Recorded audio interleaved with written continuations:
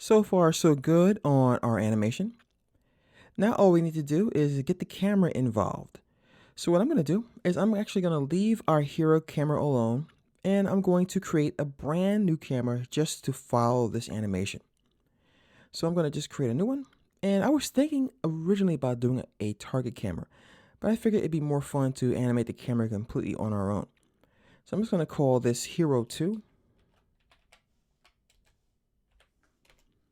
And on this camera, we're simply going to animate the entire motion of the camera itself. And we could do that like anything else. We go to the coordinates, we choose what we want to animate, and we add keyframes. So I'm going to just take this camera, and I think I'm going to aim it up towards our object here. So I'm going to create a protection tag for this guy. And I'm going to zoom out a little bit so we can see what we have here. Don't forget, we can always click on here again to come back to our view. With this camera, I'm going to rotate it. So I'm going to take the protection tag off temporarily, just drag it down to something else. And I'm going to rotate it upwards a little bit and just start from there. I'm going to go into the view of this camera itself by going to Cameras, Use Camera, Hero 2. So we're looking in the camera as we manipulate it. And I'm just going to take my time and position it so I can see what I want. And we can also see we're going to have to reposition the sky plane. And that's one of the things you're going to always have to do. Tweak things constantly as you're working. So right now, what I'm going to do is on this particular area of the camera, I'm going to keyframe the rotation on frame 0. And just to be safe, I'm going to also keyframe the position.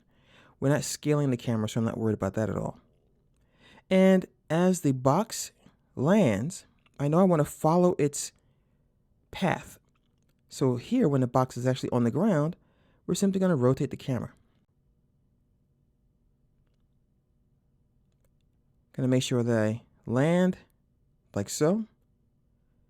I'm going to go back to the coordinates, add a keyframe, and add a keyframe for those coordinates. And I'm going to just scrub.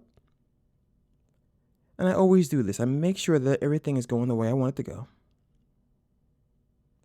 And then I'm going to manually hold it here for just a second. So what I'm going to do is I'm simply going to scrub over to frame 11. Just 2 frames. And I'm going to keyframe the camera again. And then we're going to pull back to do a reveal. So I'm going to back up to frame 15. And then we're going to simply move the camera back. Let me undo that. I'm simply going to go to the properties where it says position. And I want to move, I believe, in the Z-axis. So I'm going to back up. So we can just push off so we can see the reveal of the gum. And we're going to add a keyframe. Once again, I'm going to scrub this manually.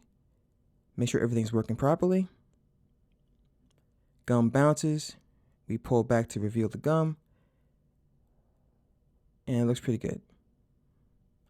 We can always pull back even further if we're not getting enough of that bounce in frame. But as you can see here, we have everything moving the way we want. And now we can go ahead and continue to tweak. So I don't think the sky plane is really, going to have any keyframes. So we can go ahead and just move that guy up a little bit. And we can also stretch it, make sure it's fitting in our frame.